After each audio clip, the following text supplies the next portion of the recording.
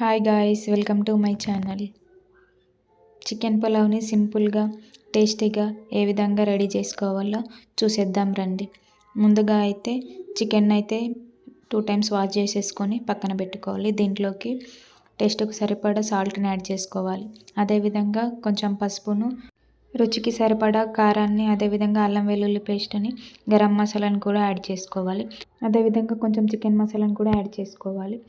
కొంచెం పెరుగుని, అదేవిధంగా ఒక అరముక్క నిమ్మరసాన్ని కూడా యాడ్ చేసుకోవాలి. వీటన్నింటిని బాగా మ్యారినేట్ చేసేసుకొని ఒక 1 అవర్ వరకు పక్కన పెట్టుకోవాలి. ఇప్పుడు బియ్యాన్ని కూడా 2 టైమ్స్ వాష్ చేసేసుకొని ఒక 1 అవర్ వరకు పక్కన పెట్టుకోవాలి. నేనైతే 1.5 గ్లాస్ బియ్యాన్ని అయితే తీసుకున్నాను. ఇప్పుడు ప్రెషర్ కుక్కర్ పెట్టేసుకొని దాంట్లోకి అయితే ఆయిల్ని యాడ్ చేసేసుకోవాలి. దాంట్లోకి బిర్యానీ ఆకు, ఇలాచీలు, లవంగాలు అయితే వేసేసుకోవాలి. అదేవిధంగా ఒక పెద్ద సైజు ఆనియన్స్ని చిన్న చిన్నగా కట్ చేసేసుకొని వేసుకోవాలి. ఆనియన్స్ వేగిన తర్వాత అల్లం వెల్లుల్లి పేస్ట్ని వేసుకొని పచ్చివాసన పోయేంత వరకు వేగనీయాలి.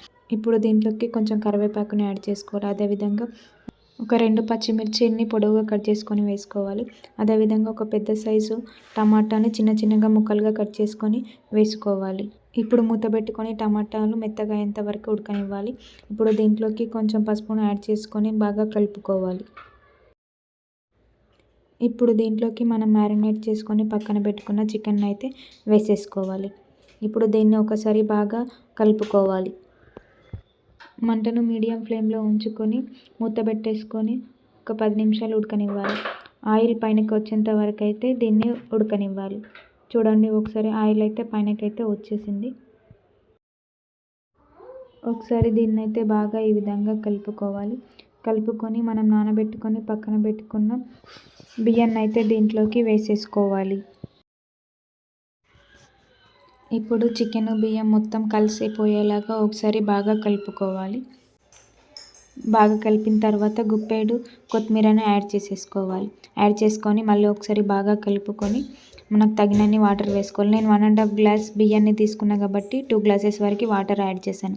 ఎందుకనంటే ఆల్రెడీ కొన్ని వాటర్ చికెన్లో నుంచి వచ్చాయి కాబట్టి 2 గ్లాసెస్ వరకు వాటర్ యాడ్ చేసుకున్నాను. లేదంటే 1 గ్లాస్ బియ్యానికి 1.5 గ్లాస్ వాటర్ అయితే యాడ్ చేసుకోవాలి. ఇప్పుడు ఒకసారి బాగా కలుపుకొని మూత పెట్టేసుకొని 2 విజిల్స్ వచ్చేంత వరకు ఉడకనివ్వాలి. 2 విజిల్స్ వచ్చిన తర్వాత స్టవ్ అయితే ఆఫ్ చేసేసుకోవాలి. తర్వాత ఆవిరిపోయిన తర్వాతనైతే మూత తీసుకొని చూడండి ఎంతో టేస్టీగా ఉండే చికెన్ పులావ్ అనేది రెడీ అయిపోయింది. ఇప్పుడు మూతను అదే విధంగా ఉంచేసుకొని ఒక 20 నిమిషాల తర్వాత సర్వ్ చేసుకొని తింటే టేస్ట్ అనేది చాలా బాగుంటుంది. వెంటనే కాకుండా ఒక 10-20 మినిట్స్ తర్వాత తింటే టేస్ట్ అనేది చాలా బాగుంటుంది. Thanks for watching. Please do like, share, subscribe my channel.